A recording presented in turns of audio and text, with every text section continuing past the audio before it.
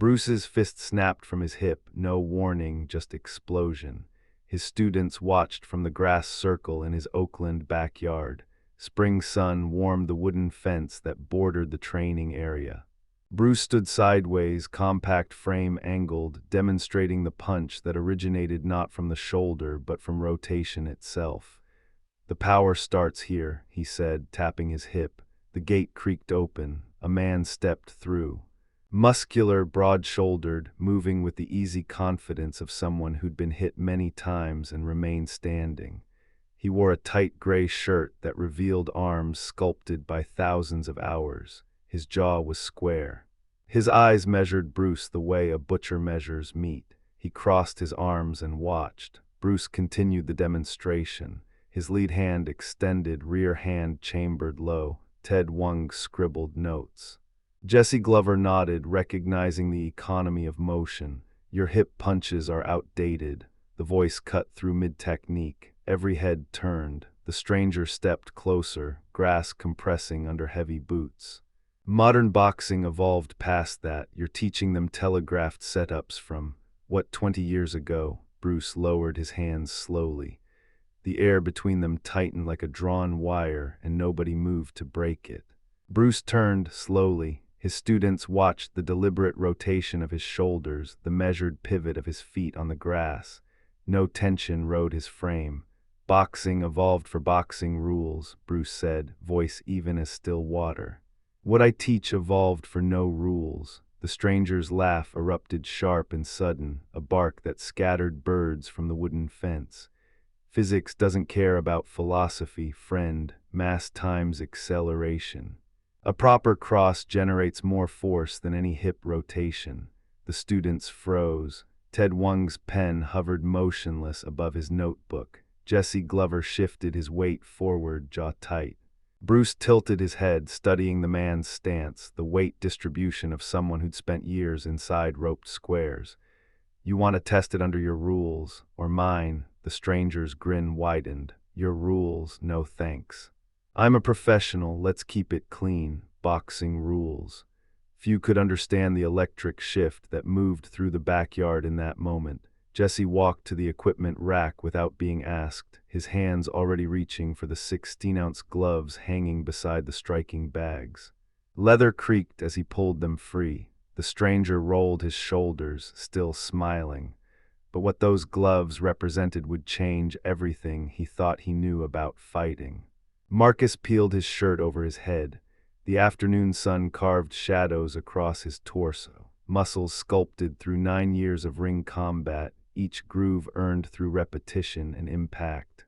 14 men had fallen to those shoulders. The leather scent of boxing gloves hung in the air as Jesse carried them across the grass. Marcus dropped into a shadowboxing routine. Jab, cross, hook. His feet shuffled in perfect square stance, chin tucked behind a high guard. Textbook form that had won him 18 professional fights, 2 losses only. His fists cut the air with practiced precision.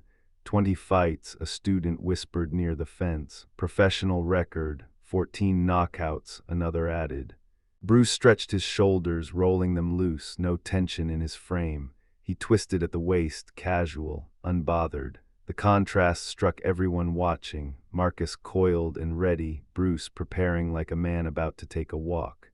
Jesse stepped between them holding the gloves. 2-minute rounds, no kicks, boxing rules only. He looked at Marcus, then Bruce. "Clean breaks when I call them." Marcus grinned, sliding his hands into the 16-ounce gloves. The leather creaked as Jesse tightened the laces. But what happened in the next 60 seconds would crack everything Marcus thought he knew about punching. They stepped onto the grass. Marcus bounced on his toes, gloves raised high, elbows tight against his ribs. His footwork, the same rhythm that carried him through 18 professional victories, rolled smooth and practiced across the uneven ground. Each small bounce tested the terrain beneath his feet, calculating distance, angle, opportunity. Bruce stood sideways, lead hand extended, weight settled on his back leg, the exact stance Marcus had mocked 3 minutes earlier.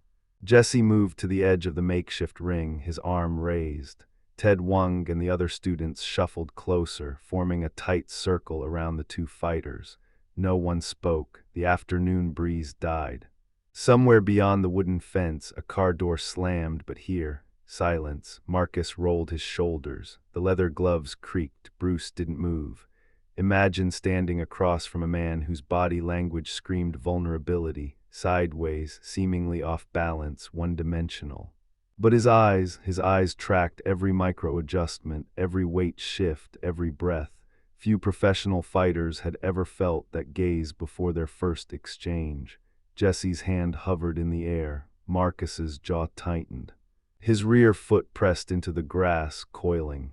The hand dropped, and what happened in the next 3 seconds would rewrite everything Marcus thought he knew about speed. Marcus moved forward the instant Jesse's hand dropped. His feet carved tight angles across the grass, closing distance with the controlled patience of 18 professional fights. Each step tested the terrain. Each shift reduced Bruce's escape routes. The scent of torn grass rose beneath his weight as he circled left, then right, boxing fundamentals executed with predatory precision. Bruce barely moved. His weight settled deep, rooted through his back leg. Only his head tracked Marcus's orbit, minimal adjustments to maintain centerline alignment. Marcus snapped a feint. His left shoulder twitched forward, nothing more. Bruce's eyes didn't blink. Marcus feinted again, deeper this time, shoulder and hip rotating as if committing. Still Bruce remained motionless, gaze locked on the sternum, the center mass where all attacks originated. Something flickered across Marcus's jaw, tension, uncertainty. He loaded his shoulder for a jab, the real one, pulling his right fist back to his ribs for the inevitable cross that would follow. 9 years of drilling compressed into muscle memory. His weight began its forward transfer, but Bruce's rear heel lifted. 1 inch, maybe less. The air between them crackled with voltage neither man released. What happened in the next half-second would rewrite everything Marcus believed about speed. Jesse's hand dropped. Marcus exploded forward, jab snapping from his shoulder. A cross rotating through his hips. 9 years of drilling compressed into 2 punches. Perfect form, perfect speed. Bruce's head wasn't there. Moved offline 3 inches. No more, the leather whispered past his ear.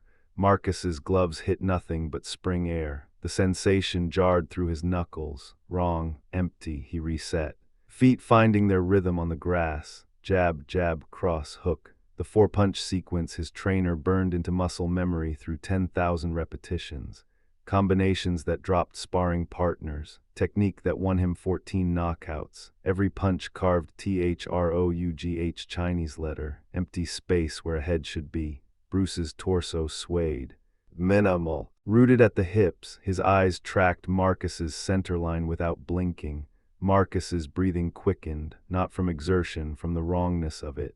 Professional fighters don't miss basic combinations. The leather smell of his gloves mixed with crushed grass beneath his feet. His shoulders began to tighten. Seeking more speed, more power, the students ringed them in absolute silence.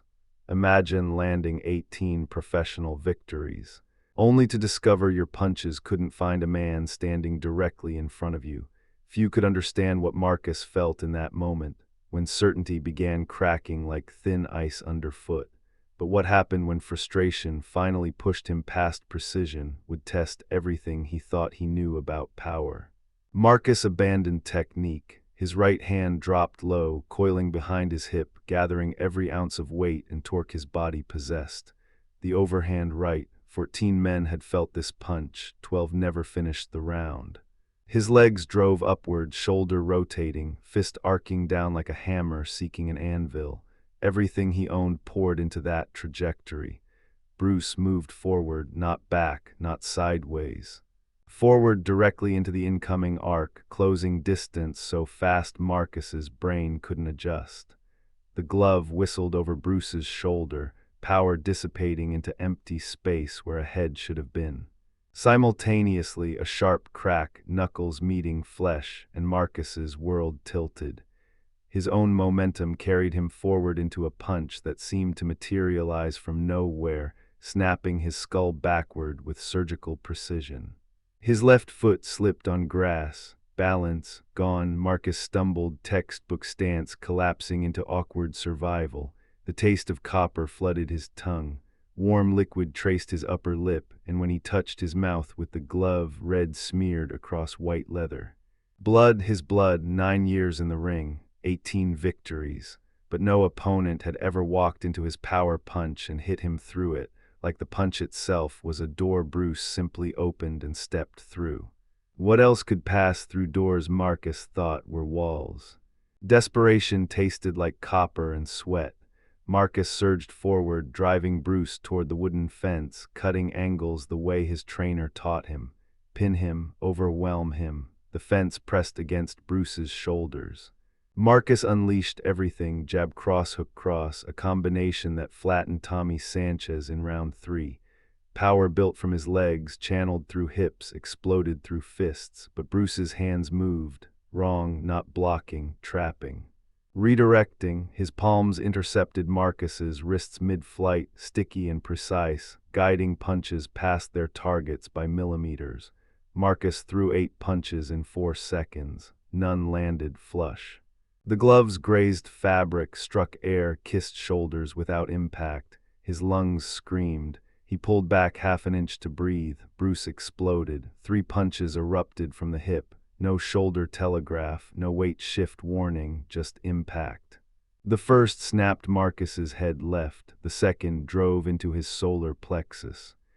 The third cracked his jaw before his hands could rise. His legs forgot how to hold weight. The grass tilted. Time, Jesse's voice cut through the roaring in Marcus's ears. 1 minute 40. 14 knockouts meant nothing now, but what Bruce had just demonstrated, that shouldn't be possible according to every principle Marcus had ever learned.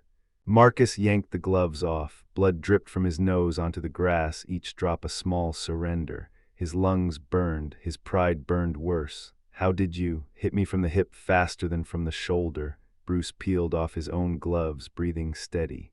Your shoulder telegraphs, you load it, broadcast the punch 3 inches before it travels. I see it coming before you throw. That's proper form for boxing rules. Bruce stepped closer. Hip generates power without setup. No telegraph, no warning. You train to see shoulders move. I train to punch before you see anything. Marcus sank onto the grass. The blades were damp against his palms, cool and indifferent. 18 wins, 14 knockouts, numbers that meant everything an hour ago. Now they felt hollow, earned in a game with artificial boundaries. You trained for boxing, Bruce continued, voice quiet but precise. I trained for interception. You wait for openings. I create them before you know they exist. Few could understand what Marcus felt in that moment, the sensation of mastery collapsing into apprenticeship, of thinking you'd climbed the mountain only to discover you'd been circling the base. He looked up, teach me. Bruce studied him for 3 long seconds, then nodded once, but what Bruce would demand in return, Marcus couldn't yet imagine. The canvas lights burned white overhead, mid-minus 1,969. Marcus returned to professional boxing with 21 wins now, 3 years since that Oakland afternoon. His opponent circled warily, gloves high. Marcus waited, sideways stance subtle but present. The crowd noise faded to nothing. The man threw a jab. Marcus stepped forward into the punch, and his counter landed before the jab retracted. Clean, the opponent's eyes widened with confused terror. How did that? Marcus felt the leather connect, the perfect timing Bruce drilled through 2 years of grass and sweat. No telegraph, no shoulder load, just interception. The referee stopped it in round 2. Afterward, reporters crowded the locker room. Sweat still dripped down Marcus's ribs. Someone asked what changed, why opponents looked afraid now. Marcus unwrapped his hands slowly, the tape peeling away damp. Bruce Lee showed me something, he said. His voice carried none of the old arrogance. I thought boxing was the final evolution of punching, perfected science. He paused. Let the words settle, but it's just one branch, one set of rules. He looked up, eyes clear. I was a master of that branch, now I use the whole tree. The reporters wrote furiously. Marcus smiled, remembering a backyard and a man who moved like water.